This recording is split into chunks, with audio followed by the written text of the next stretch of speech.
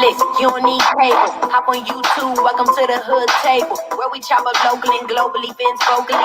You don't really wanna miss out on these conversations. Just joke a little, laugh a little, get that wine in your system, fill your glass a little, expose current events, talk trash a little. You never know, these opinions might clash a little. They addicted to the content, got them binge watching. You don't like it, then you want invited. Bet your friends watching in the house and your job parking lot before you clock it. They don't wanna miss a second of this HD content. Everybody think they got something to say, so it's an open invitation, bring it to the table. But if you come whack, just know we ain't buying in. We gon' probably turn it back and say you sorry, try again. Yeah, welcome to the hood table.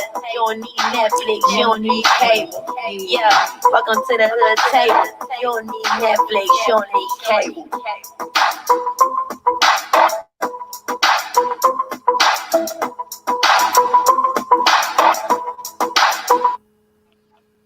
Well, hello.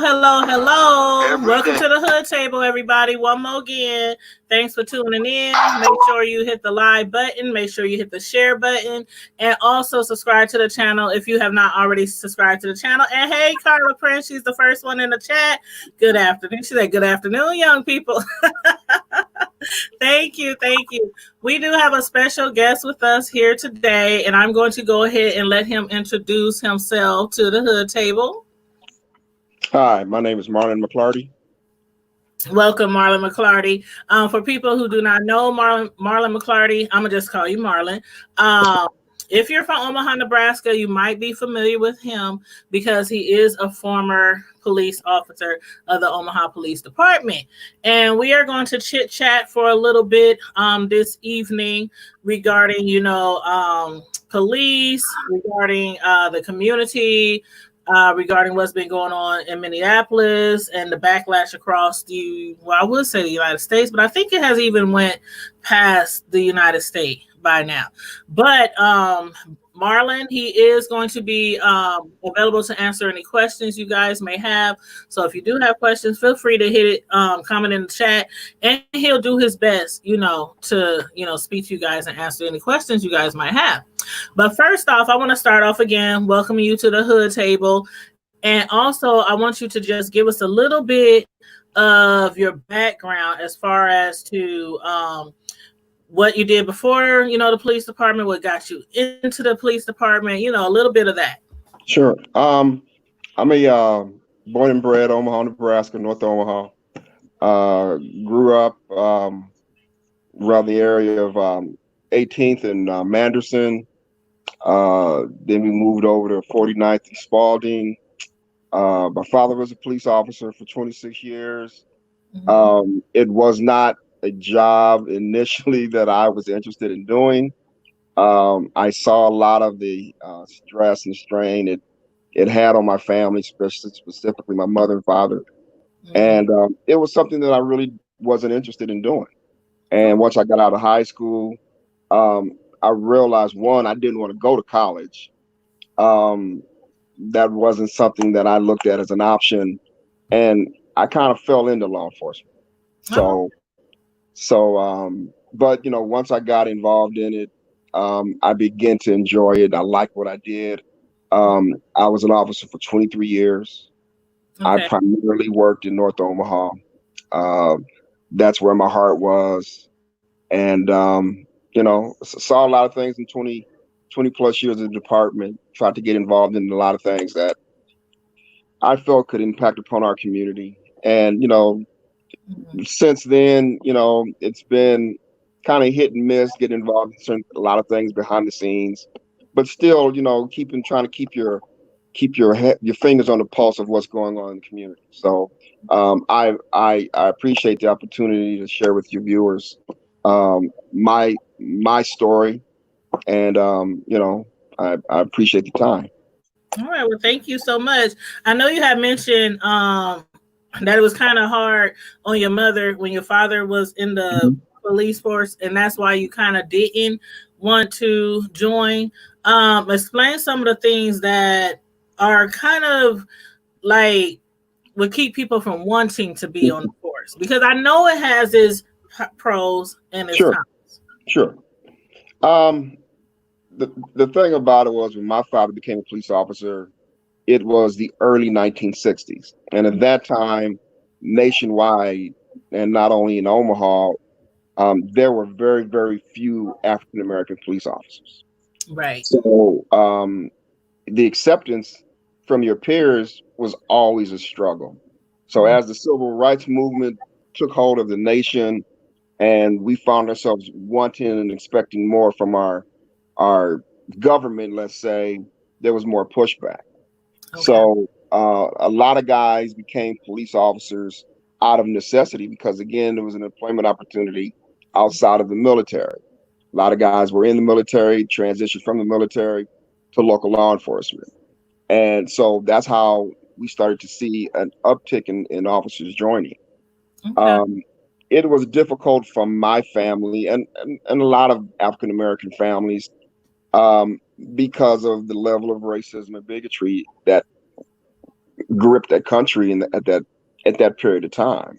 Hmm. So, as my father became more vocal in how we were treated as a people in Omaha, Nebraska, and how the relationship between the police department and the community was straining, he found himself enduring a lot of personal attacks, professional attacks.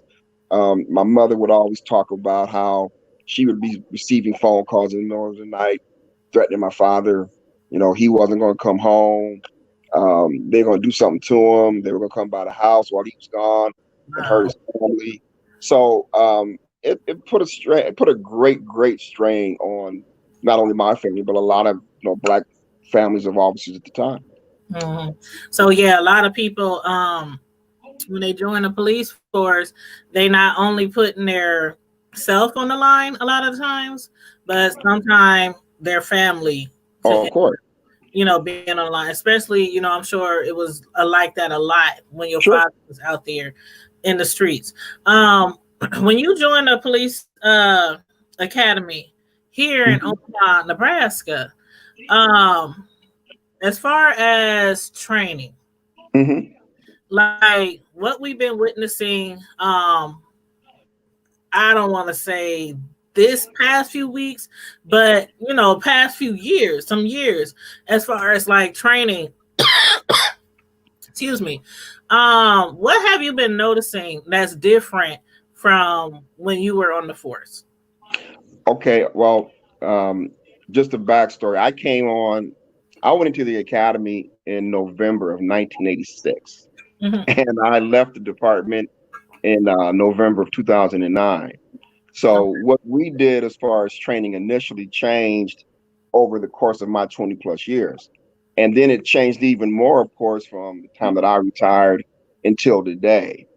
But what we saw, well, some of the similarities that we see that we share is that there was a decision made early on because of what we were seeing nationwide as far as encounters between the minority communities and the police, that they needed to try to do something to have the officers not just revert to a physical force situation Hmm. if at all possible. So what you saw while I was on the department is you went from officers to simply carrying a nightstick and a set of handcuffs and a pistol.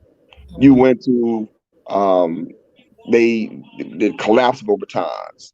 They implemented tasers. Yeah. They implemented uh, non-lethal uses of force techniques such as verbal judo. They try to teach officers how to de-escalate situations. Hmm. They try to get you to think more in the terms of how to negotiate and de-escalate than to automatically go to a situation where physical force or lethal force is going to have to be used early on. So that training has pretty much stayed the same. What we've seen though over the last, I'm going to say, since probably the Rodney King incident, is that more focus has been on what can we do again to de-escalate a situation before it gets to the point to where we saw in Los Angeles, what we saw in um, um, um, Minnesota, and so they're trying to address training issues as situations occur. I Mhm. personally feel that there is officers have been trained enough to where you know what is acceptable and what is not acceptable. So the officers have the training. It's Okay, just a matter. It's just, that was my next question. yeah, Like a lot of people always asking, what else can they do? What more training can they get? You know, from psychological to out there, you know, doing drills to, sure. you know, They so they they have it. And I think what we saw like last night when we saw the upheaval around the country and how the community were engaging the officers at the time. Probably 20, 30 years ago, you would have saw a clash. They'd have just been going into the crowd, grabbing folks, and it would have been hand to hand. But yep, what you've seen through training is you've seen situations where the officers have been trained how to use restraint, how to follow the directions of the commander, from the commander, how to maintain a skirmish line, not to go into the crowd, work as more of a team. So right. the training is there. The training is there. The problem that you have inherently is that, you know, if your mindset is different, then that's going to gauge how you behave when you encounter a situation that you did with George Floyd. George Floyd. Hmm. And that's the problem. I can teach you how to become an officer. I can teach you how to handle a situation. I can teach you how to use non-lethal force. I can teach you how to use lethal force. I can't teach you good judgment. I Hmm. can't teach you. Well, I take that back. I can teach you how to use. I can teach you what you should and what you shouldn't do. But it's within your heart that determines what you will and what you won't do. Right. And there, you know, I was wondering, is there ways to like when I know when people get hired, well before they get hired as a police officer, that they have to do like psychological tests and things like that. So are there some certain things that might alert the the people who's actually training people in these are they called like boot camps or something? What do they call like I know It's just that's like probably the military term, but what it's just academy training. Um, academy, okay, academy training. So in the academy training, like, do they do like psychological testing and stuff like that before they actually go further, like into drills and things like that, or do they pass certain? Like, when do they get to the psychological part to see? Like, I guess what we want to know is how do they determine if somebody up here has, you know, I know it can't be sure, perfect, right, obviously, right. but you know what I'm getting at. Um, when I went in, we did the psychological evaluations in the application phase. So Okay. they use that data to help them determine whether or not this is a job that you're fitted for. I Okay. don't know what they do now. I'm Okay. going to assume that they still do that part of testing in the application phase. Okay. Um, I think the concern has always been that not enough has been done to address psychological needs of officers. Yeah. We go through the course of a year's period of time. We back then we had to qualify with our firearm like maybe 3, 4 times a year. Hmm. They wanted to make sure that you were proficient at using that firearm if you had to utilize it. But what we never did was we never individually went in and had the officers go back in and do a psychological evaluation.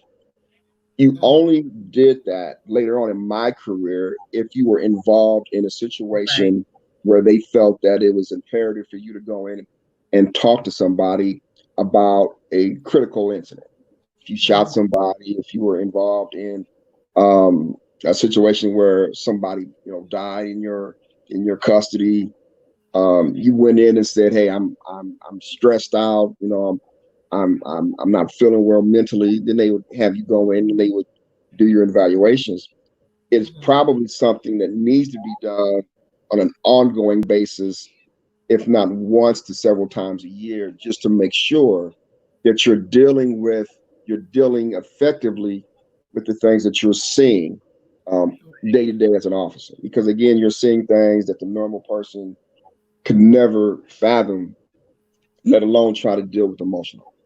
Right, because some of the things that, besides even having like them kill someone Hmm. or injuries, or even if somebody files a complaint, Sure. things like that, they have other things that might, deal with psychological, like going onto a crime scene and seeing a dead body, seeing a dead Sure. kid, seeing somebody blown into pieces.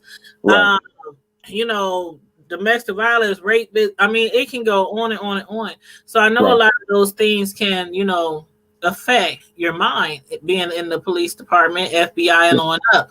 So I agree with you as far as like those psychological evaluations. I think they should not just happen to see if they're the right type of person for the job, but routinely, Right. if not once a year, several times a year, but especially if they witness something really, really, really tragic, Right. or or had to kill somebody, whether it was warranted, or if somebody thought it wasn't warranted. Sure. I still believe that, yeah, the psychological evaluation, because people change, even with normal jobs. Like, Right. even if you're working at McDonald's, you might get hired and be like, oh, I'm gonna flip these burgers, this the job for me. And a year in, you try to spit on somebody's burger. Like you know Well, what I mean? I I had once talked to a therapist years ago who indicated that the numbers of officers that are suffering from some type of mental emotional problem is extremely, extremely high within law enforcement. Mhm. Most officers will go through a career and will never have to use their firearm, will never have to do anything that will result in the death of somebody, um, that will that have been tested and say, you've got, PDST. It's that prolific within law enforcement. And the problem that you have is that a lot of the officers, they don't, they're macho. You try to tell them that, we all in this industry, from police to EMTs to firefighters, emotionally it affects you. And you can be as macho as you want and say that it doesn't. It does. That's why the levels of divorce are high within public safety. Mhm. Suicide levels are high within public safety. Divorce rates are high within public safety. I, within my tenure as a police officer, um, sadly, I saw two officers that within our department that committed suicide, unfortunately.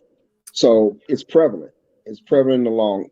It doesn't matter how old you are, what color you are, what race you are. It doesn't matter. It affects people along all lines, and it's something that departments, well, the officers have got to understand that it is okay to reach out and ask for help if you feel that it's too much for you. It should not be looked upon as being weak. You should always be able, you should have an environment that you can say, I need to reach out and ask for help, and not have that be used against me, to label me as anything less than, an officer's officer. And we saw a lot of that in my 20 years of being a cop. Okay, yeah, I can see that, and I can also see some officers might not want to ask for help because they might be scared that it might jeopardize their job, Oh, of or they course. might find that they are incapable of continuing, their performance. One thing I wanted to ask you though about was Colin Kaepernick. Like, his Mhm. name keeps coming up now. I'm sure you probably heard that he Sure. has started some type of fund to pay for attorney fees for those who are arrested during the riots or the protests in Minneapolis. His name is coming up a lot, not only because of that, but because what he has started some years ago Sure. with the kneeling, for Sure. the national flag, the anthem. And did, like, do officers, I know a lot of people was like, oh, they just feel like he's just blatantly disrespectful. He's Right. un-American, and they still feel that way. But do officers really understand, like, why? And I'm sure Black officers understand, but I mean, You, you'd be surprised. I really want to know because we've been hearing it since then, and we even hear it now. You know, people act like they don't know why he really started what he started, and then every time these shootings or killings happen, um, because it like to deflects. some people it's like so obvious. Well, it deflects. It's a deflection because they don't want to look at the real reason why, accept the reason why he did it. Mm-hmm. It's easier to say, okay, he's disrespecting the flag than saying we need to look at the issues of police brutality and how it affects, people of color. It's easier to do that. Now, you have people come out and say that, even people that were in the military that were retired from the military, they said, we understand, you know, his protest. We understand it.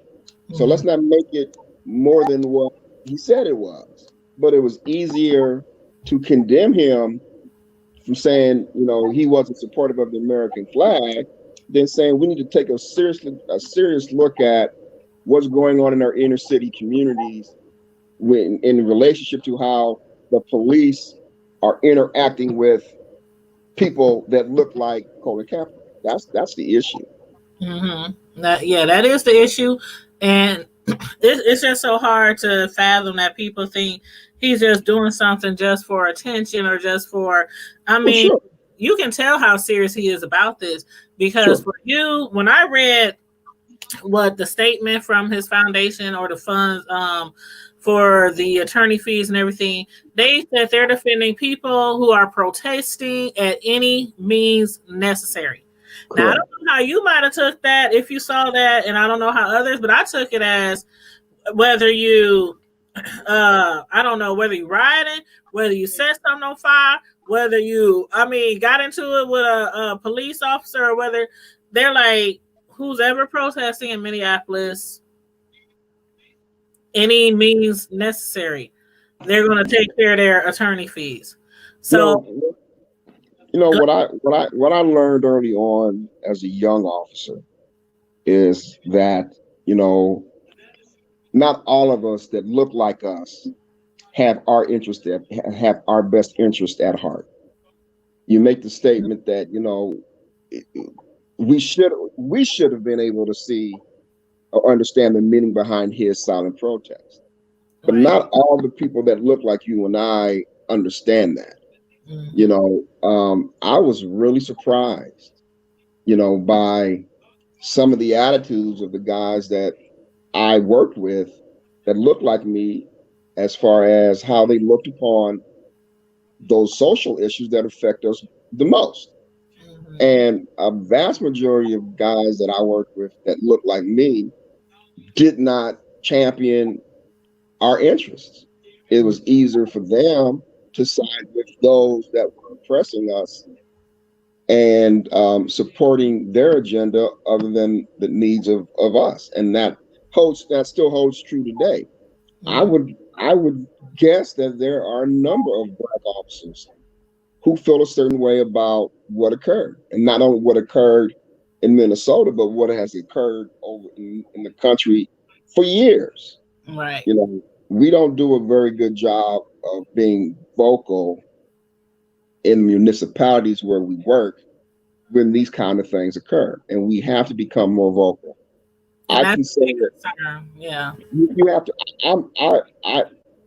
I was glad that I came on at a time where we had enough senior black officers who went through trials and tribulations of the 60s and the 70s that were able to give us some guidance on how we move forward as young black officers. Mm-hmm. So that made me feel good. What hurt me a lot as my career started to wind down was that the young guys that were coming after me lost a lot of that. You know, it was they were more willing to give a pass to those same individuals that were literally trying to tap us out of jobs Right. and treat our community any way they chose to treat our community. You Mm-hmm. know, we were more vocal within Omaha by how they treated residents in North and South Omaha. It just surprises that a lot of cops that were from North and South Omaha sided with the masses against the agenda that we were trying to push. Mm-hmm. And that got to be something hard to deal with. Even Yeah, when you were saying, speak out, like I have been saying for a long time, people know I've been saying this for a long time, that and when things happen in our community where it's just blatant, like, well, it just seems like, it's just too much. sure. The killings, the way they were killed, the reason the officer gave, it just seemed like it's just too much. The excessive force, people without weapons being killed, people carrying around lemonade bottles, people carrying around cell phones, you know what I mean? And it seems like it takes so many situations before we hear from officers, especially that look like us, Right. and we know that um people file complaints against officers probably all through the year, Yep. and you never hear anything. Sure. We never hear officers speaking out, oh, well, something happened, this is wrong, or we need to focus on this or focus on this, we need to work with this, work with that. But when something happens really this major and people is trying to burn down their whole entire cities, then we hear these black officers, people who look like us, come out and condemn the actions. But my question is, why does it always have to be people like us who are supposed to protect and serve only come out when it's a public display on cell phone video or something like Right. that? It done went viral. Like, it Sure. makes some people feel like we really don't have anybody with a badge on our side. You know what I mean? Sure. Sure. Like, it's one thing to protect and serve, it is one thing to speak out for wrong. Right. You know? Right. You know, my father and his contemporaries founded an organization back in the 19 probably 66, 68 Mm-hmm. of African American police officers, Mm-hmm. and to address the social ills not only of the community but the problems with police community relations. Mm-hmm. And what they were seeing at that time was the things that we were having to deal with in Omaha, Nebraska, weren't just situations germane to Omaha, Nebraska. This was a nationwide. These were nationwide issues. So Mm-hmm. other officers in other departments decided that we were going to start specific organizations in their municipalities. So we started to see more officers and more departments band together and join organizations. And then Mm-hmm. subsequently, it took all of these small little organizations and they started one national organization, which still exists to this day, Okay. the National Black Police Association.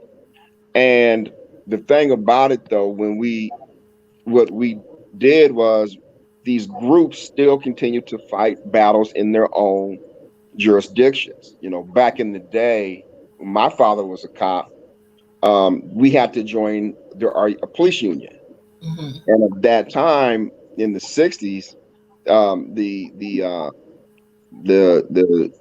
the lobbyist for the union, the police union, was a state senator, Mm-hmm. and basically they were talking about an issue of fair housing within the state of Nebraska, and the lobbyist was against fair housing. So we were, as black officers, they were like, well, again, we're union members. We would like for them not to take up this argument, this bill. We're Right. members, and we want to buy a house where we want to buy a house. And that was not felt by that was not a position supported by the union. So when it was all said and done, the black guys quit the union. Mm-hmm. We decided that again, this was not in our best interest. What they're lobbying was not in our best interest. So we're going to divest ourselves from the Union. And those kind of things happened around the entire country. Right. But it had a negative effect, of course, because the membership of the union was like, well, you guys, shouldn't, you should be happy with what you have. You don't really have that right to express those concerns and take such a dramatic position and then walk away from the union. So it kind of set the stage for a very contentious relationship that black cops had with, not only the white police, but the administration of the city of Omaha, and it existed for 34 years. Oh. You don't see a lot of black officers coming out publicly and addressing the needs of our community Mm. because it's not a popular thing to do within the department as a whole. You Mm. know, there's still a black police association in the city of Omaha, but they basically are beholding to the police, the police union. And Mhm. again, we've got to get some leadership to come out, or or as black cops who see things themselves, to say that what we see in Minnesota is not just isolated in Minnesota. These things do still happen in Mm. Omaha, Nebraska. Have Right. things gotten better over the last 30 years? Sure, it has. But do these things still occur? Yes, it does. Mhm. And we've got to make sure we call these things out when we see it. Right. I absolutely agree. I absolutely agree. How do you feel about just one officer being arrested after the most current situation going on? Do you think more charges might be filed against the others? Oh, most definitely. I think the reason why we were seeing some of the uprising that we saw yesterday was because people kind of understand that this arrest of this guy was not done in a vacuum. Mm. Because of the pushback from the community, the fear that they were not going to be able to contain some civil unrest, that this was a move that we had to make. So Right. what they did was they threw us a crumb. They threw us one person. Right. But I Mm. think those of us that are in the know, especially from a law enforcement background, they viewed what they saw and they know how many rules of engagement, of arrest was done in that case. Mhm. So I would really be surprised if more of all four of all, I mean, the remaining three weren't charged with some offense or other. Um, I think they almost have to. I think so I think too. I think so. I think it's a must. It absolutely has to happen. And I think what they thought was, and I'm not in law enforcement. I took law in law school, but that's about it. But Mhm. as far as the like you said, the civil unrest with the protesters and the riots, I think what they just assumed was if they hired a one who actually was the main cause of the death, that we would just sit back and kick our feet up and be like, okay, we did our job by Right. protesting. But they took it up like 10 levels. After that guy was did you think they even foresaw that happening? Like the police chief or I think because I, I think because of the the extent of what was done, and again, it's still hard for me to look at that footage mm-hmm, and not to say that, irregardless of if you feel the community doesn't support the police, or that the criminals have got too many rights, what you saw was wrong on every level. It was wrong on every level. And then to find out that there were two other officers behind the scenes yeah, behind the truck. that were holding his legs and holding his back down, they knew that was going to come out because they kept asking for more. If anybody had Video. a video, let us know. So they knew at some point it was all going to start to come out. So they Yeah. needed to get ahead of it. So they figured, okay, we'll make this arrest, or we'll fire these individuals We'll fire them. And let's gauge what the climate is then once we fire them. Well, of course, it wasn't enough. So what I caution people in, because we've seen this before, with Eric Gardner, Freddie Gray, they may take the position of terminating employment. They Right. may grudgingly go and file a criminal charge, the most minimal charge possible. It's still going to be an issue of can we get a conviction? Yeah. And until we can't be satisfied, and I think you were seeing that nationwide. Mhm. People are not simply just satisfied with the fact that you're saying, okay, you made an arrest. Because Especially when it's third degree. right, because when you start to say that, okay, we came out and had an autopsy, and there's no indication that this individual suffered distress from suffocation. Hmm. Okay, that's ridiculous because you can see it yourself. The man's knee was in his carotid artery, in that area. Yep. You can hear the distress in his voice. You know, if you can't breathe, you can't talk. It's not true. So again, they're telling you something that goes against They were saying, I'm glad you said that because they were saying, oh, he's breathing because he's talking. right, They kept saying, I'm like, right. People are choked. I've seen people get choked and almost unconscious and are still able to talk. mm-hmm. So that's not true. Right. Police officers, since I was on the job, they've always when we started to get into training and how to deal with physical engagement, they taught us from day one. They all taught us Mm-hmm. that you should not position people on the ground, prone, on their stomachs, pressing your body weight against that person's back because again, it constricts your breathing. Right. No, we know this. So then you go and you put the man's hands behind his back. I saw a thing on Facebook a couple of days ago. It says, um, there's not against the law to basically resisting strangulation is not resisting arrest. Mm-hmm. If he's trying to breathe and he's moving around, Yep. that's Mm-hmm. resisting arrest. These guys heard the distress in his voice. They should have been able to feel that his body was fading away. Mm-hmm. The crowd, even if the officers were totally focused on what was going on at that time, The the crowd saw crowd it. was telling you, "Hey, he's passing out." You can hear in his voice. And the firefighter, the lady Came back, firefighter, right? she You was can, like, just let me check his pulse. Just yeah. she begged him, just because she knew she's a firefighter. She knew the man was dying.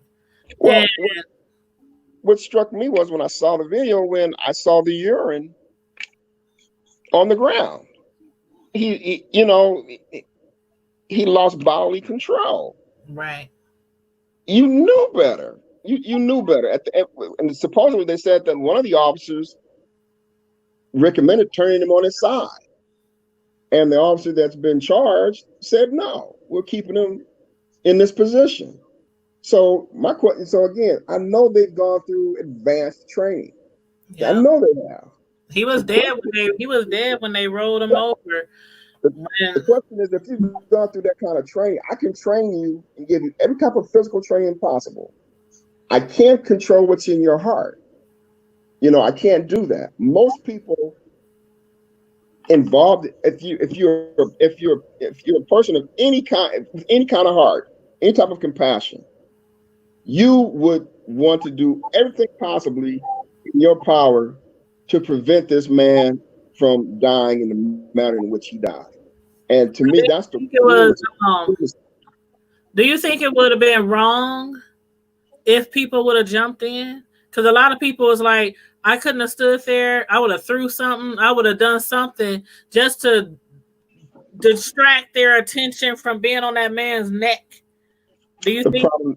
Sure, the problem that you have there, though, then you exacerbate a bigger situation Yeah. because you have a lot more dead people when that occurs, and then you lose the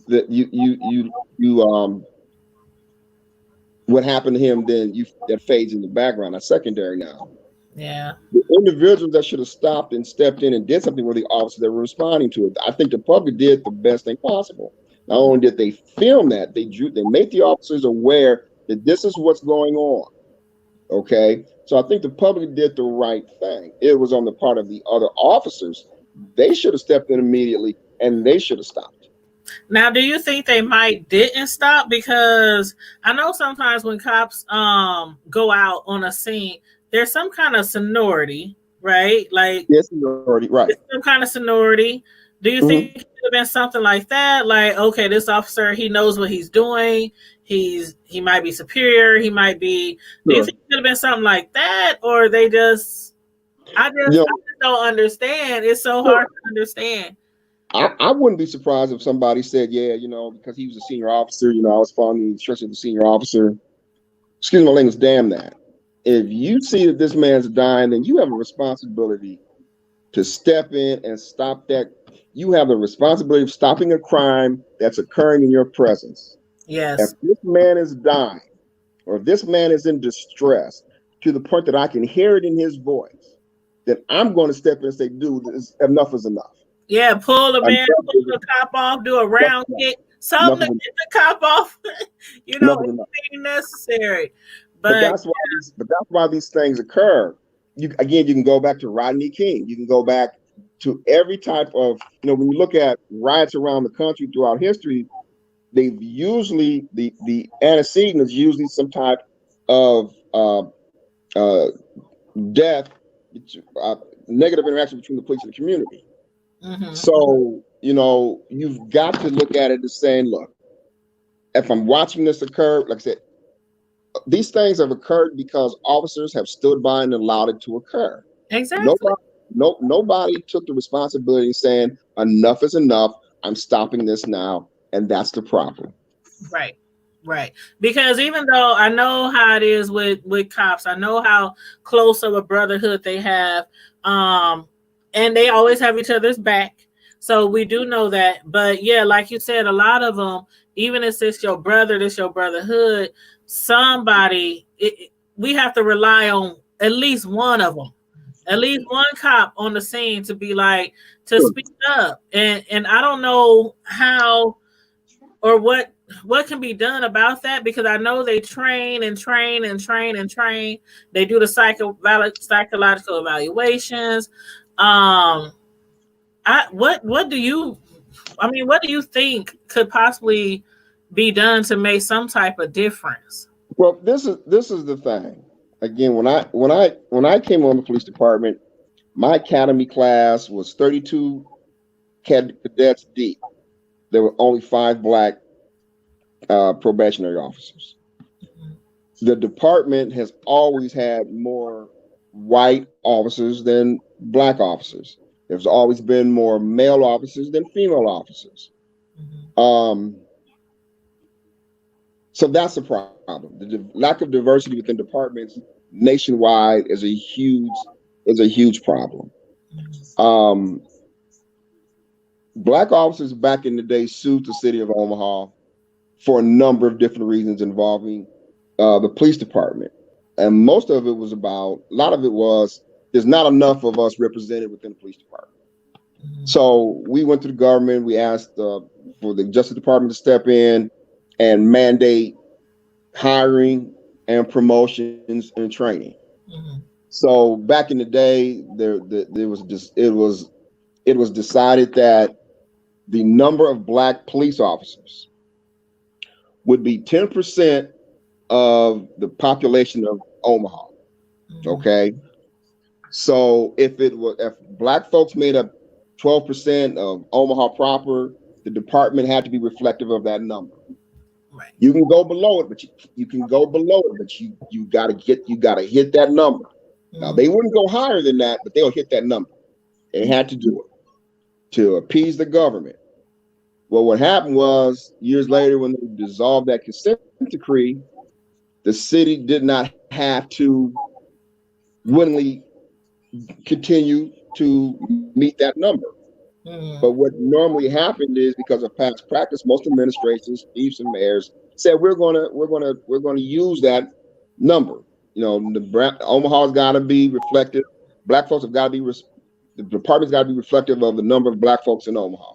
Right, in the So, community. right now, my understanding, like right now, I'll give this as an example. My understanding right now is African Americans make up 13 to 14% of Omaha.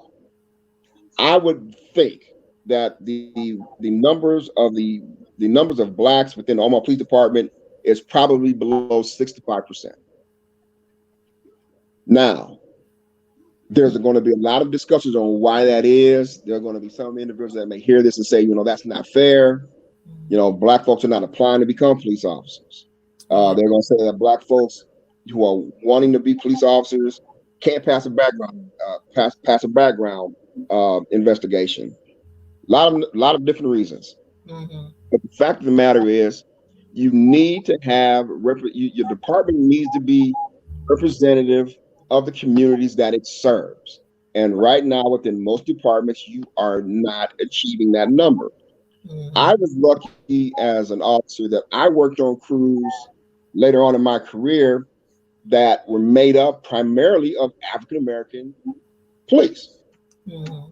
So we didn't run into situations where we were having guys out there acting out because they knew that we would come up on calls to assist, and we weren't going to allow certain things to occur in our presence. Right. So we went and had these guys saying, "Hey, if I act out of pocket, these guys are going to check me."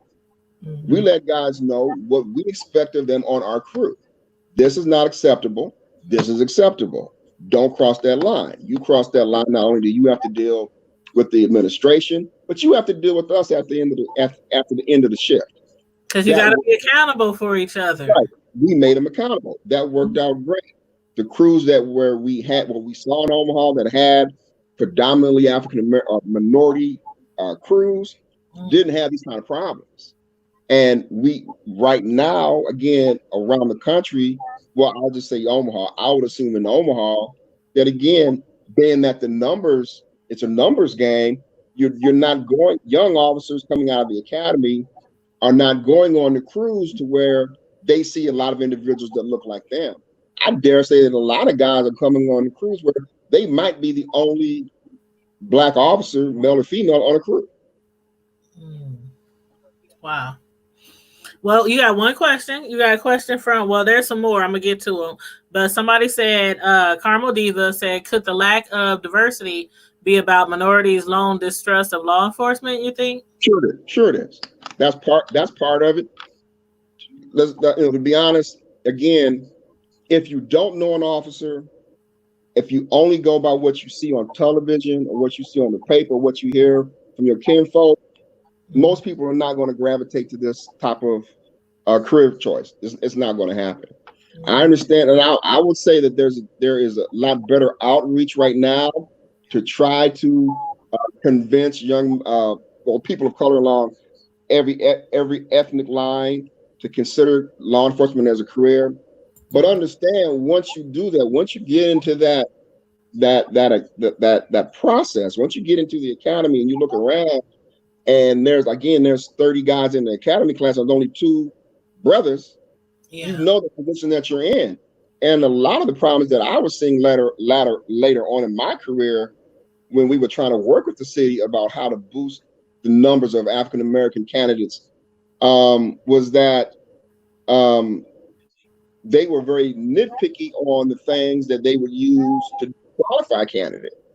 Mm-hmm. So, and then what they would do was they would go outside of the community, let's say North Omaha, and they would go out and bring in, identify an African American candidate from outside of the city or the state or the county and bring them in. Yeah, that's the problem. That's problematic because, like the old saying goes, all skin folk ain't kinfolk. True, very true. You can't bring a guy in from Bellevue or Council Bluffs or Elkhorn and say, I feel the pain of the average brother growing up in the near north side. Mm-hmm. They don't understand. It's sad to say, but they don't understand. So again, if they come from a community where they don't see that type of diversity, and then you come into an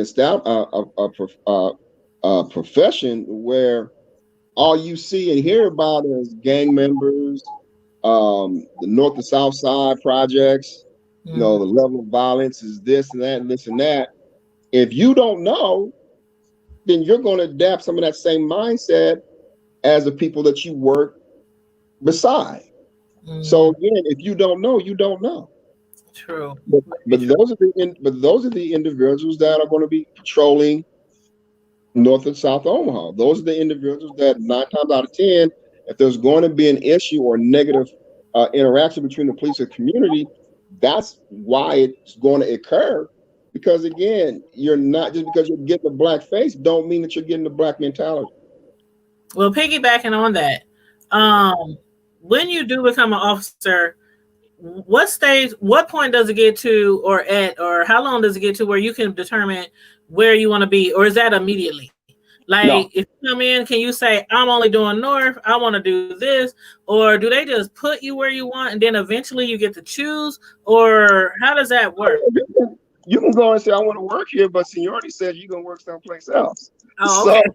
So what normally happens is the younger guys are going to work in areas where they need to fill in for officers. Okay. So if you've got a thinning crew in the northeast section, that's where you're going to put guys. If you need more guys, typically on days, than you need on the afternoon shift, that's where you're going to put them. So they're going to plug you in.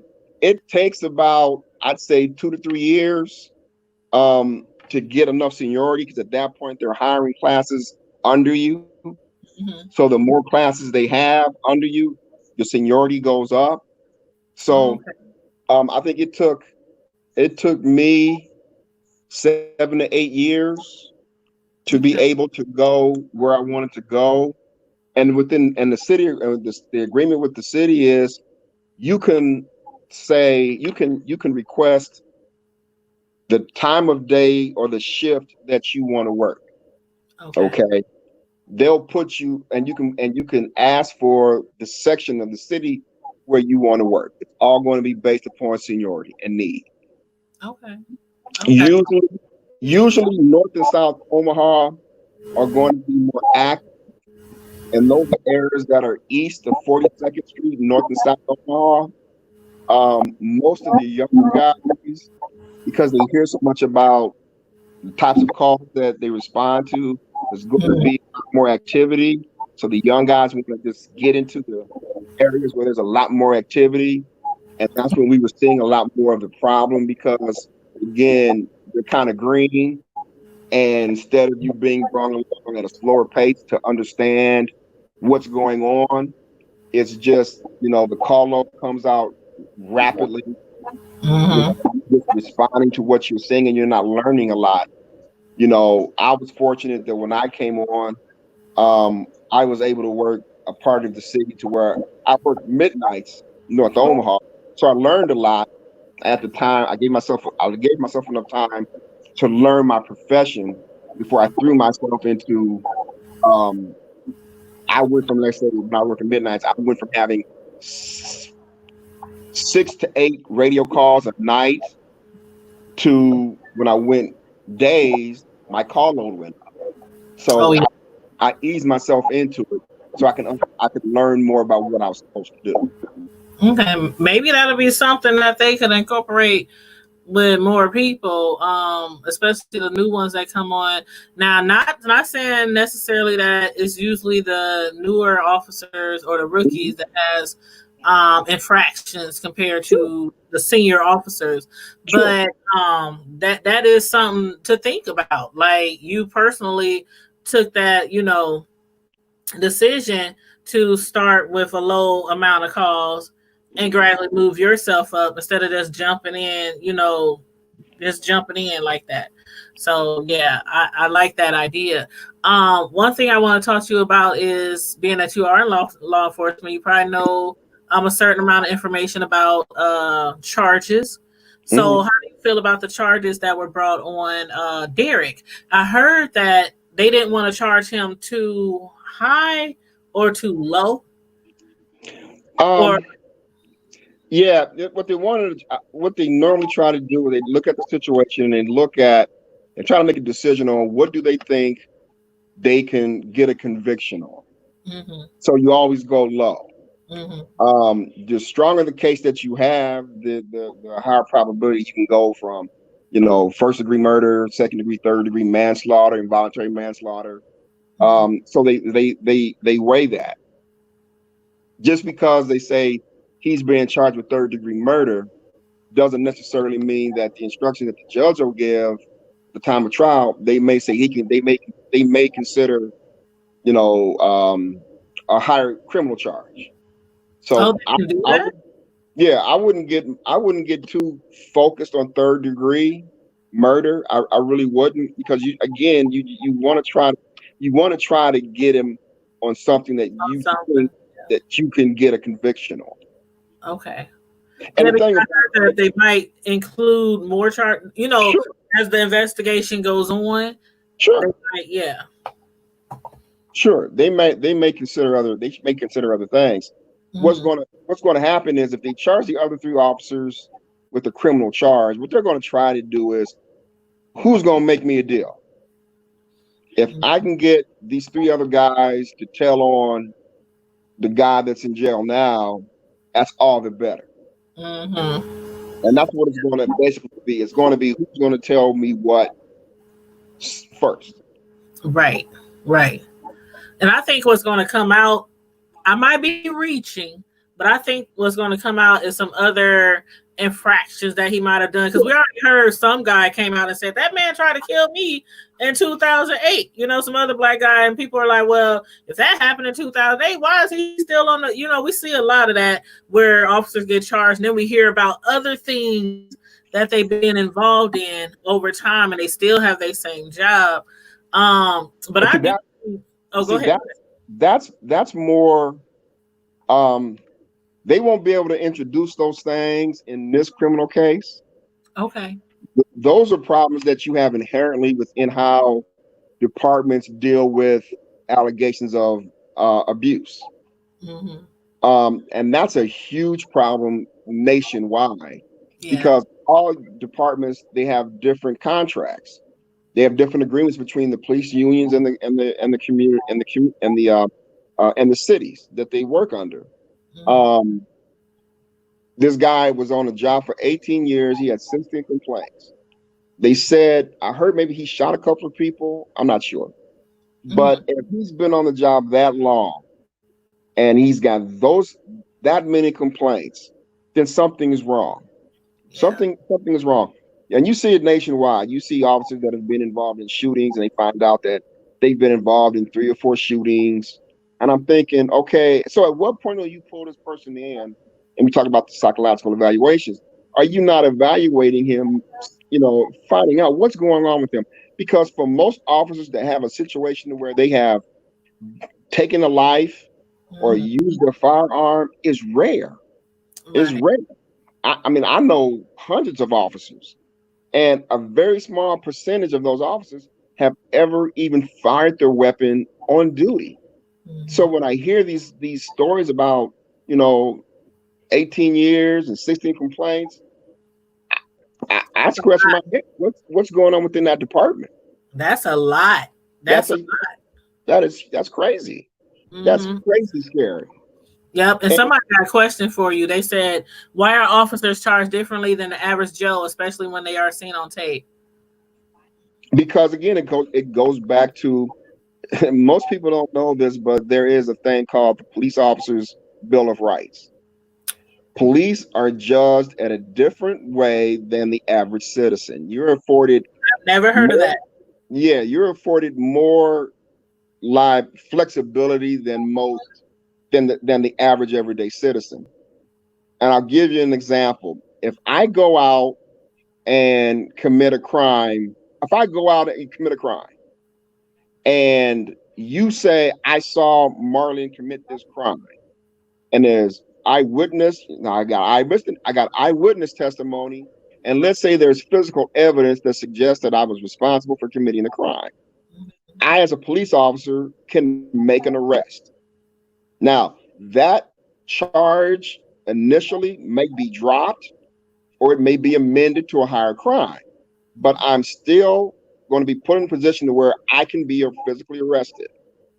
Police can go and shoot somebody. Or in this case, let's use this case. Let's use this case with Mr. Floyd. You have it on tape. You have eyewitness testimony. You have, unfortunately, the victim who's dead. You can say that based upon the evidence that a crime was committed. They are not going to make. They do not have to make that arrest. The officer, if he didn't want to, probably didn't even have to make a statement, a formal statement to the investigators for anywhere from 24 to 48 hours.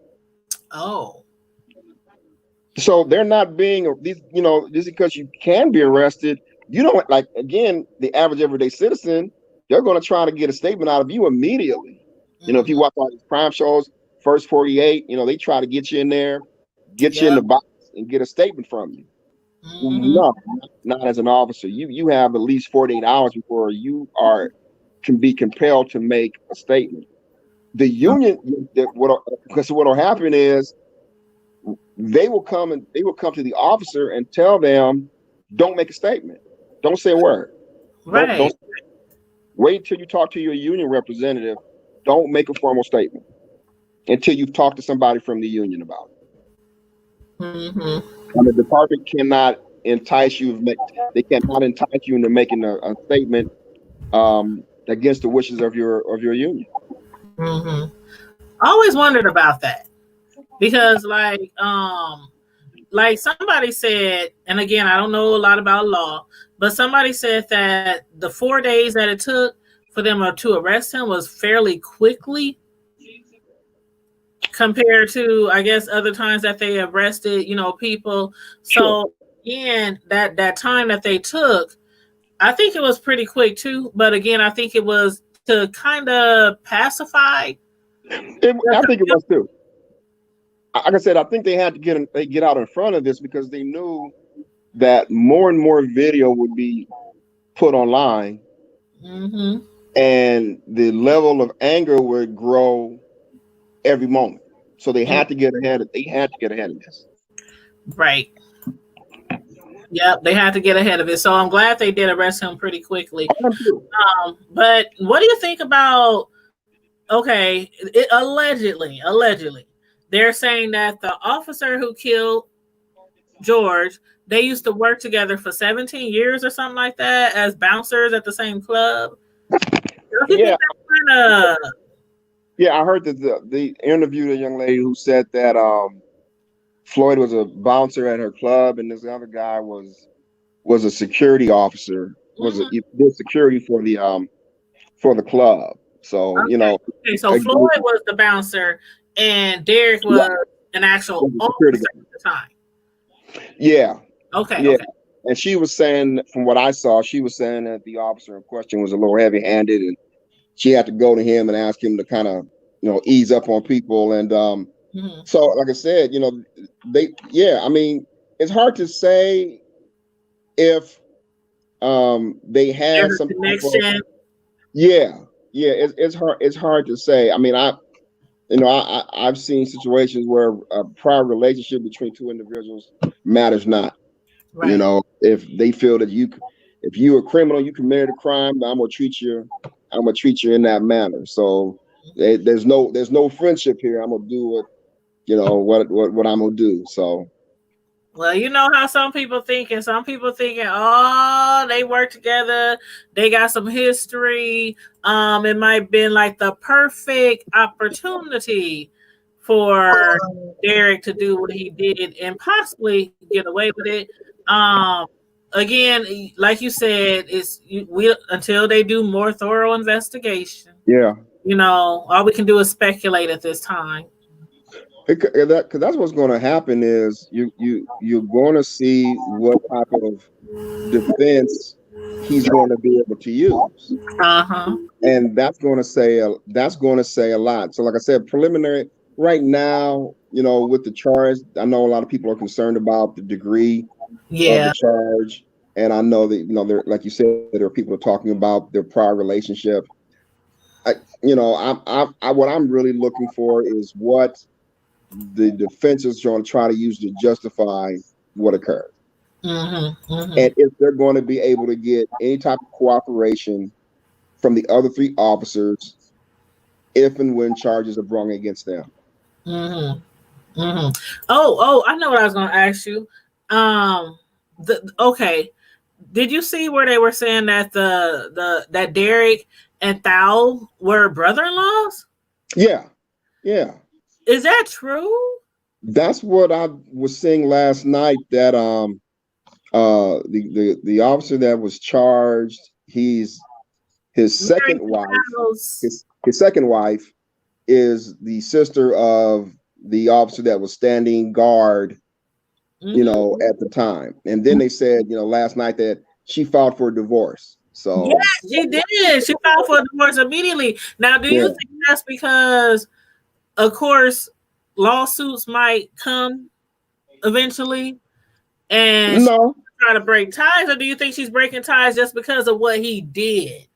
well, I think what people got to understand is that any lawsuit that will occur stemming from this incident will be addressed by the city. It won't be money coming out of her pocket. The city is going to assume that suit. Okay. I think it is interesting though, because you know, you might see a crack in the defense. You know, again, maybe he's the brother-in-law is saying what's going to come down the pipe, and again, he's going to try to get ahead of some things, because I guarantee you right now, there's discussions being made with the county and those other three officers about possible criminal. They know that they're being looked at for criminal charges. They know they're being looked at. They better get their house in order while they can before they get locked up. It's about let's make a deal. Yep. It's about let's make a deal. Yep, and I'm sure some deals is going to come out, because I just don't know that I don't know what was going through your mind when that happened, but what was going through my mind, like when George was yelling for his mother, and the guy Derek was just, it's like I would love to know what was he thinking? Like, what was Tao thinking? Like, it just seemed like it was just a normal, everyday, run-of-the-mill actions by them, because they look so unmoved. Like, all these people at their cameras on them, they look unmoved. Like, I would think most police officers would be like, oh, shoot, they got the camera on us. Oh, we got to, you know. Right.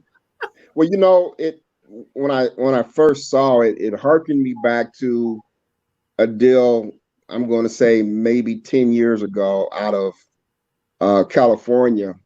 There was a homeless guy named Kelly Thomas. And Kelly Thomas was hanging out at a bus depot, and somebody had called the police on him, and the police responded, and something had happened. And anyway, these guys started to beat this guy. I mean, they beat the crap out of him. It's on YouTube. Beat the crap out of this guy.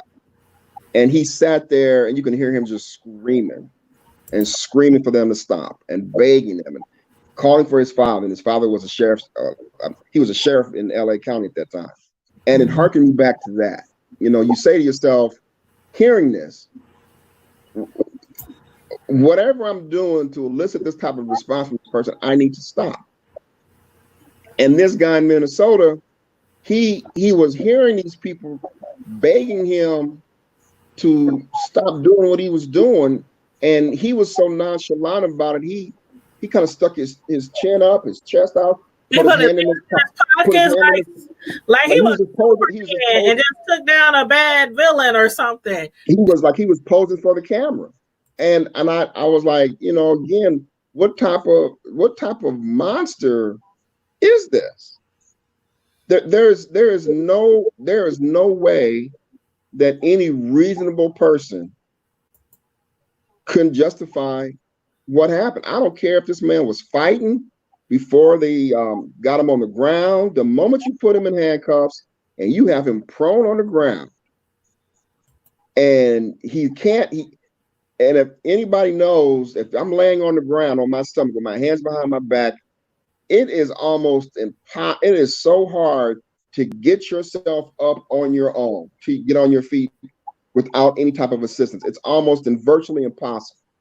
Right. So there was no reason and no rhyme to why this devolved to a basically from him being alive, and then 8 minutes later he's dead. There's no way to justify it. Yeah. And did you see the interview with his was that his brother? The guy who played for he did an interview, and that was really emotional. I watched that yesterday. And he kept saying common sense ain't so common. Like, I don't think it had anything to do with common sense. I think the guy knew what he was doing. And that's why I hope they do some really serious, thorough investigations, because, like I said, I could be reaching, but I really think this is more personal when it came to this George and the fact that they knew each other for all those years, worked in the same place. One of the employees said that Derek was routinely pretty, sometimes used too much force from some time to time, or and maybe the bouncers were like, come on now, we know you're a cop, but you're doing too much. So I really think something is going to come out. I don't know what it is, but this is what this is what you see in law enforcement. It's when I was on, it was always this us against them mentality. We're that blue line between anarchy and peace. We keep the bad guys away. So it was always us against them. We got to go out and get them. It didn't matter if you stole $1 million, if you robbed a bank for $1 million, or you grabbed some old lady's dollar as she was standing on the bus on the bus stop. It was us against them. Yeah. And they treat criminals. Your criminal is a criminal, no matter what the degree. A criminal is a criminal. And once you start looking at people in that way, you dehumanize them. So it's easier to mistreat that person because you don't see in your eyes, you don't see them as a person anymore.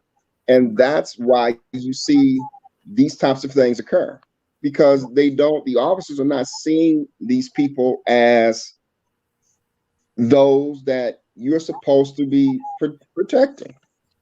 And that's probably why they need to do, like we were talking about earlier, with the psychological evaluations. That they need to be done way more than just at the beginning of their career, because things happen, and we know that all police are not bad. I didn't have good experiences with some police officers. I reached out to a police officer the other day and told him, I still remember when my son's cell phone was stolen at Benson, and when we found out who did it, he made sure their parents gave us the money for the phone. He took the money. He drove way out to West Omaha where I work. He didn't have to do that to bring me the money and say, here, buy your son a new phone. So, I have some good experiences with police, and some people have good and some people have bad. Sure.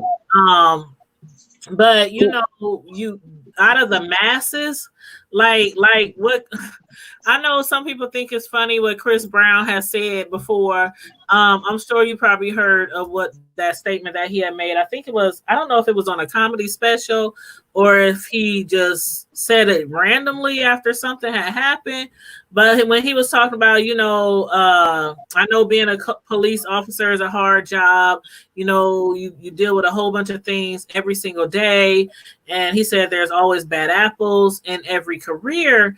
But, he's like, when you look at it like this, towards like pilots and airlines, like they can't be like, well, we got some pilots who like to land every day, and then we have a few bad apples on a practice plane. Like it was kind of funny, but most people got what Chris Rock was saying. Yeah. In some jobs, we can't have bad apples. I mean, they don't care, but I remind me. I used to all when I go out and talk to people about police and all that.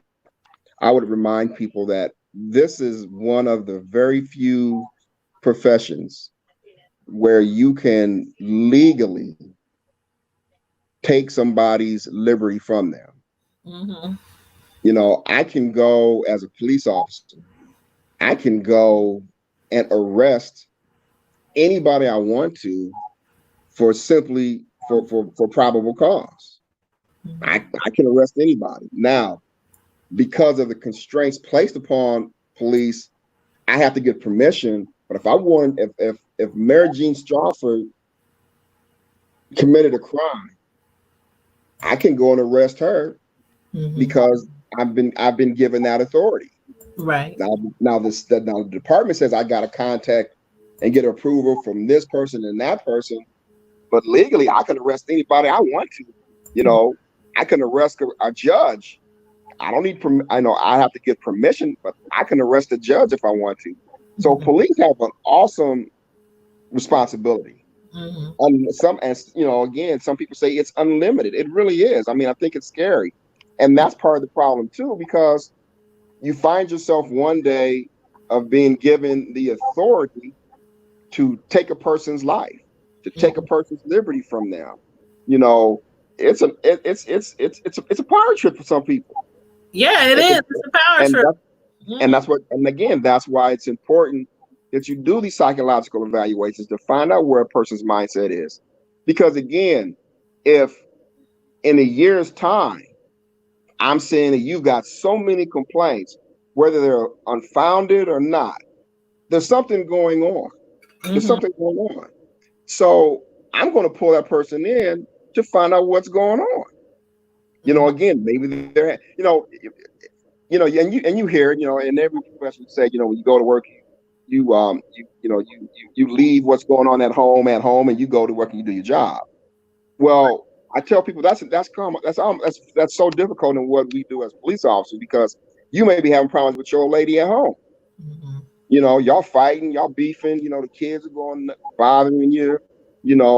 And what you have to do, you have to get dressed and go to work. And for 8 hours of a day, you have to forget about what's going on at your house, the problems that you're having at home, and go and put yourself in a position where you're dealing with the same problems from 8 to 9 people that you interact with in a day. If I take 15 disturbance calls a day, think about it. I'm trying to referee, or I'm trying to intervene in somebody else's personal issues that I'm dealing with at home. And you deal with that every single day. So not only do you deal with it at home, now you deal with it the 8 hours that you're at work. So you're confronted with this 24 hours every day of your life. Yes, it's got to get to you at some point. Oh yeah, I understand. I understand. And you do got a question from the chat. Deborah said, as often as we hear about the blue wall, what happens if you go against it? Do the other officers no longer protect you on the street? She said, tell the serious side of why most are apprehensive. And I'm glad she asked that, because I was going to ask you that, because a lot of things we've been talking about is, do officers get in trouble? Do they, like some people say, officers can even get killed if they tell that their fellow officer has done, so is that one of the reasons why people don't speak up with the badge? Yep. Sure. Fear is a great compliance component. I've known officers who have stood up and reported things that they were involved in or they saw, and they couldn't get promotions. They were told you couldn't get a job assignment. They were shunned by the crews that they work on. So, and I tell people, think about it this way. Again, you get a call of a shots fired call, and I'm kind of on the outs with my crew. And so what do? I go to this call, and my backup takes his time in getting there. You're by yourself, or you got to do a building search, and your partner is mad at you for whatever reason because they think you're a snitch and you can't be trusted. and then you start to worry about your safety. Mhm. Um, I've never seen it to the extent here in Omaha where somebody has gotten hurt. You've heard the horror stories in other departments, Mhm. but I mean it's a real it's real. You know, is there a blue wall? Do police protect police? Sure they do. Do Mhm. firemen protect firemen? Sure they do. Do lawyers protect lawyers? Sure they do. So it's there. The Do problem that you most think it could departments ever change? it'll the climate can change if there's a willingness to do so. You have to have an environment within. You have to have a culture within a department that says that we want you to be the best that you are. We want you to step forward and say, "Hey, this guy's doing this, and this without reprisal." It's bad enough to say, "Okay, I go and I I I report a crew member doing this without and then worry about how the department in general, how my sergeant and my lieutenant and my captain is going to treat me." Mhm. And sometimes, they get you to comply with the okey doke by knowing that if I say these things, I'm going to be on my own. I'm going to be working on a crew where these guys are not going to accept me. I'm going to be working on a crew where these guys won't talk to me for 8 hours. And it's When they go out for beers at the end of the fear. shift, they're not going to invite me. So, there's a lot of guys that have that fear. They want to be accepted. And the problem that most black or officers of color have is they want to be accepted in that environment, in that culture. They want to be accepted because they don't want to be out there on their own. So again, the best way to buy their silence or is to make it known to them that either you're with us or you're against us. Mhm. Yeah, that's a You know, lot. but but Lot. but again, the departments have got to do a better job in saying that we will embrace these guys that come forth and do the right thing.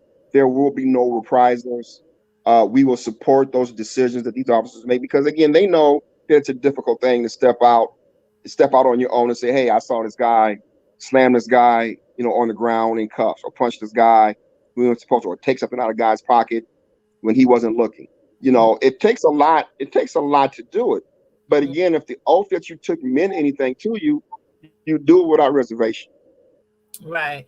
And I know it's more strenuous with the police force because, like, normal jobs, if something happens, if you're harassed or if you see somebody stealing, you're supposed to be protected. Sure. You're supposed to be protected. You're supposed to be able to go to your supervisor, your boss, say such and such happened. You're supposed to be protected. And if something happens, like, you don't get the next position that you knew you were qualified for, or if they take some of your rights away at work, you can like sue and do Yeah. stuff like that. So what like is there anything that is being done or that you think should be done to convince people who want to speak up on the force to convince them to do it even though they know that okay you might be outcasted because something has to be done.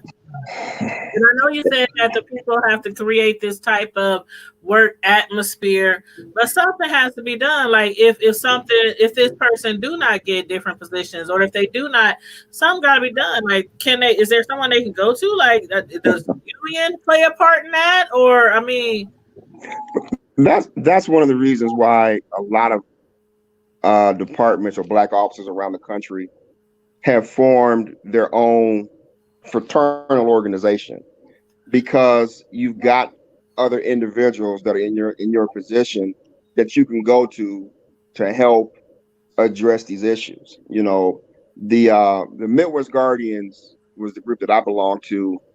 I knew that if I had to step out and say something or do something, I knew I had 76 brothers and sisters that had my back at mhm, every turn. mhm, I had no problems if I was on a crew, and again, I will admit, I was spoiled. I was never on a crew to where outside of training Once I got off probation, I was never on a crew to where I was the only black on the crew. Mm-hmm. I know a lot of guys that are in that situation. You know, I would always tell these guys, look, I don't care about not being invited to go to the bar. I Mm-hmm. don't care about, eating. I know I can eat lunch by myself. Those things didn't bother me. Again, I knew what was right. I Mm-hmm. knew what was right. I knew what was expected of me. And I'm not going to allow individuals to take advantage of people that we took an oath to protect. Mm-hmm. And I knew that if I didn't get that support from the guys that I worked with, I knew I had that support from the individuals in my organization. And Right. that's what I relied upon. Black officers have got to stop living under the fear that I got to be accepted. They got to stop believing that it's a us against them mentality. They've got to remind themselves of the oath that they took. Mm-hmm. If that oath means anything to them, they would not allow the things that we see going on in the country going on within their departments. Mm-hmm. Because what we saw in Minnesota, what we saw with Freddie Gray, what we saw in Los Angeles with Rodney King, these weren't things that just happened It at one wasn't time. isolated, right? They weren't isolated. Yeah. So what has been done by those black officers or those officers of color? What's being done or what had been done prior to that occurrence to bring light on what's been going on? Yeah. And you got a question in the chat, and it kind of refers to what you just was talking about. They said, not that you can speak for all given the circumstances. Why sign up to serve and be a part of this type of organization, knowing the challenge or how they treat us? Because if we don't, I used to believe that this was all a ploy. They wanted to make our plight on this job difficult. Mm-hmm. So we would leave early and we would do our best to persuade others from not, you choosing this as a career path. Mm-hmm. I say that if we don't, what is the alternative? What is the alternative? If Mm-hmm. you don't like the way it's going in your communities, the only way it's going to change is if you help take an active role in changing it. Some people understand that I can't do this job. Some people understand that I'm a behind the scene person.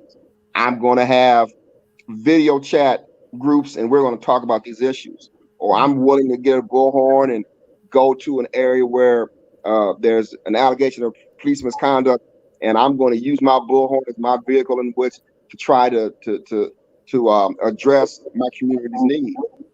We Mm-hmm. do need more people to put on a gun and a badge and ride in a fire rig or be an AMT and say, I've got to change. I've got to start that change in this arena.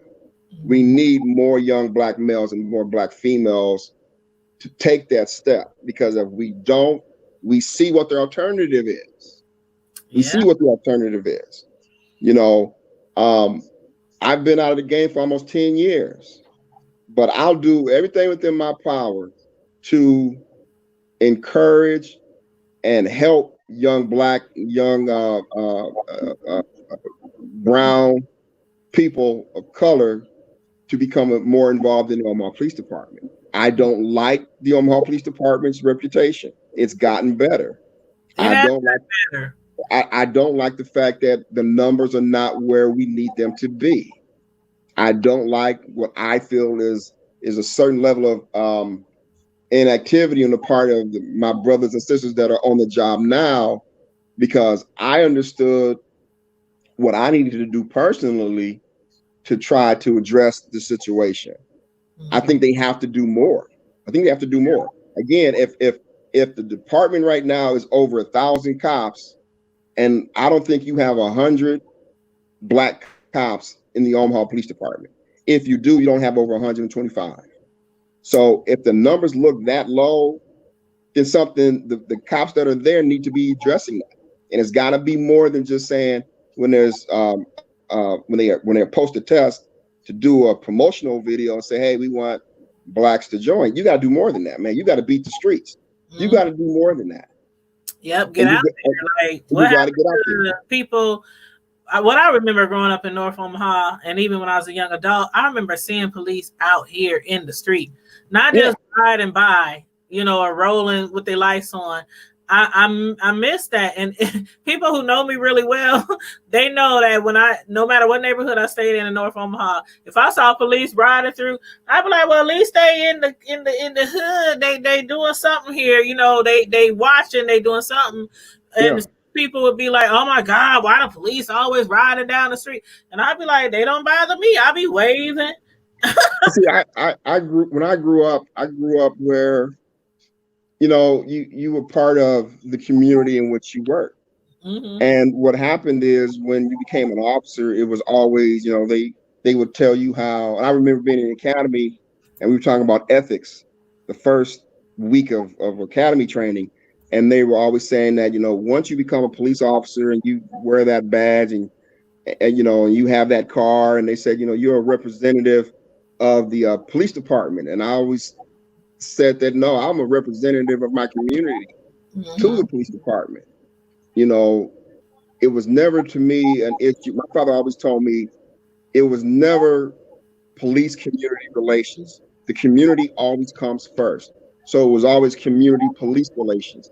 And that's how we as Black people have to look at it. Yeah. How do we make sure that the service that we're providing as police is uplifting my community?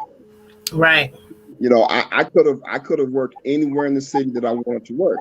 I chose to work in North Omaha because I wanted to work around people that looked like me. I understood the importance of having people of color working in areas where there tended to be more crime, and we needed more people that looked like me to help address some of the social ills that were plaguing my community. So we need more of that. Yeah, we do. We get on and we go west, we go out west, or we go hide someplace. No, man, stay in the places that you grew up in. Stay in the places where people know you. Work in those areas. That, to me, that was more fulfilling than anything. Yeah. And your sound kind of just went out a little bit. My battery might be getting low. Oh, okay. Well, I know we're going to wrap this up really soon because we've been on here going on 2 hours, and we do have another interview tonight with some Minneapolis residents who wants to talk about what's going on there. But you got another question, so I want to get to this person's question before we wrap this up, if that's okay. Candace said she's just chiming in, so she's not sure if this question was asked. Is all law enforcement agencies still under unions? And if not, do you feel that they are just unorganized? I think that's what she's trying to say. Yeah, all police officers, all municipalities have a union of some sort. Mm-hmm. Okay. Now, what happens is the union represents your interests. It's a bargaining tool. It's a bargaining. Let me correct what she said. She just finished what she really meant. She said, do you think all law enforcement agencies still under unions? And if not, do you feel that they are just an organized gang? I didn't see that part until just now. That is the opinion of a lot of people, that most police departments are organized unions. I'll say it this way: I think we could achieve a lot more change if it was not for police unions. Mm-hmm. I think the police unions themselves craft their guidelines in favor of the officers and not the citizens in which they serve. I'll give you, for instance, that if an officer commits a crime, some unions say that the chief does not have the authority to release the name of that officer that's under investigation. Mm-hmm. The unions have a lot of power within the municipalities that the officers represent. I quit my union early on, within my first year on the job. I quit the union because I did not think the union represented the needs of me as an African American officer. It represented my needs as a police officer. But those issues that were germane to me, unfair discipline, job assignments, promotions, it didn't represent my needs, so I quit. And I was on for 23 years, and I wasn't a union member for 22. So I think I won't bash guys that are in the union. I think what you need to do, though, is if you're going to be part of a union, you need to change the union. Omaha has a black officer as their union president. I would never thought I would ever say that. So we have an advantage. We do have a black officer we do have a black man as union president. So that's change. That's a good thing. So you build on that. Yeah. Yeah. Well, thank you for answering her questions, and thank you for answering every question that people came at you with in the chat. I know this is a difficult time for us all, but the fact that it keeps happening and keep occurring, we would love to see some big changes in our police force. And no matter the color, I would love to see a big change in people feeling, whether they're white and see something going on in their department that a black person or Asian or brown person did, or whether they're white and they see something that a black person did in the force. I would love for it to get to that point where people feel like I can say something and I can make a change on my force and, improve it without feeling like all the backlash or my brothers are going to, not want to hang with me or not going to trust me. Or, I would love to see those changes done in that, in that area. And, right now, all we can do is, just try to be there for one another in our community and embrace the good. Again, there's a few bad apples every job, but we have to embrace the good and not think that all the cops, we can't just pile them all in one bunch, because I know they're not all bad. Let me say this real quick for anybody that's tuning in. I enjoyed my 23 years. It provided wealth for my family. I was proud of the work I did. I think I provided essential service for the community that I worked in. I enjoyed the guys that I worked with. This is an extremely well-paid job. You're probably talking an officer at the rank of officer, top pay is close to $85,000. You're due 25 years easy. And if you're fortunate, the vast majority of guys that I know will work a 25-year career and will never have to shoot a weapon outside of training. Okay. It is a good job. Okay. We need more committed people of color as police officers. That is the only way that things are going to change. Okay. And I know your cell phone is dying because I can hear the sound diminishing. But Rachel, she teaches in North Omaha, and she said, what resources could she provide to her students to help them express themselves during these situations with like police relationships, or just any thoughts on youth impact? Wow, that's hard. I think what we have to do is we have to expose ourselves, we have to expose our young people more. We have to expose our young people to police officers. I think you're better off, though, if you do that, older and more experienced officers, even retirees. I don't think retirees are being utilized more. They should be utilized more effectively because they can teach you history. They can teach you history. They can teach you about what happened, not only what happened yesterday, but they can teach you what happened 20 years ago. They can teach you how things have evolved in law enforcement. And they can talk to you. I know your auntie. I know your grandma. I went to school. We hung out on the weekends. Me and your daddy hung out on the weekends. So there's a connection. There's a connection You know, you'd be surprised how many people you see every day getting their hair done, or at the barber shop, or at the store getting their car done, who are police officers. The problem that we have right now in law enforcement is that a lot of the people, young people that are police officers, we don't see them anymore. We don't see them in a, you know, they live in Bellevue, they live across the bridge. I'm not knocking that, but you cannot, you can't take, you shouldn't be able to take the hood out of you when you put that badge on. Again, I'm a representative of my community to the department and not the other way around. I was never afraid to be out doing this and that in my community, even though I was a police officer, because I knew what I did was righteous. And if you had a problem, if you had beef with me, then we can hash this out as men and we go about our business. You know, I was never afraid of people in my community. And we got to get back to that. Yeah. My sister-in-law. Deborah, she said, so is he skin folk or kin folk? Because there's a difference. Look at the hair. Look at the hair. I started growing dreadlocks out because a partner of mine who, at the time, next to my father, was probably my best mentor. He grew his hair out and he got dreadlocks, started growing a beard. And it pissed him off so much that they pulled him off the street.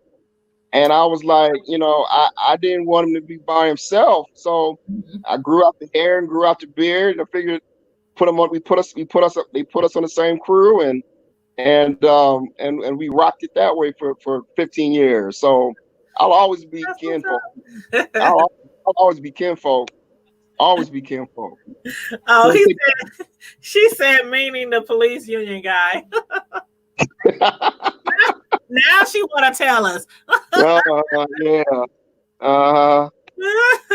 Yeah, I got out of the union a long time ago. They never got a dime of my money. So yeah. Well, hopefully again we'll be making some changes soon. I hope I really, really, truly believe that this what's happening right now is going to make a huge impact.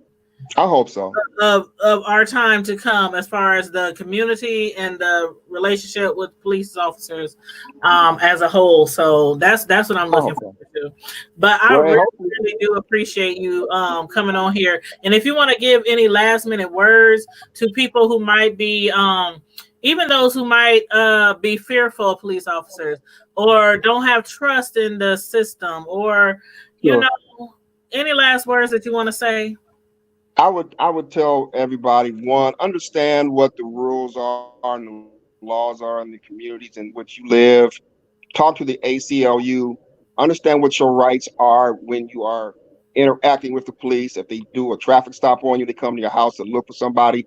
Understand what your rights are. Always comply with what's being directed of you from an officer. Understand, he can kill you. He can kill you. And without a second thought, and walk cleanly away while your family buries you. It's not worth that fight.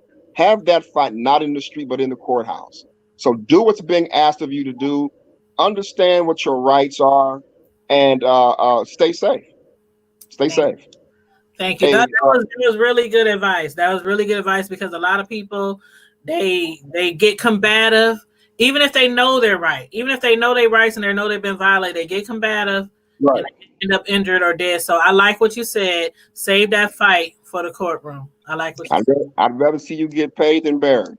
Yes, amen. And Carla Prince, she said, thank you so much for the information. A lot of things she didn't know, a lot of things I didn't know. And I'm sure it was some valuable information for everybody else in the chat as well. And she's also said, thank you for your education. Well, hopefully we can do it again.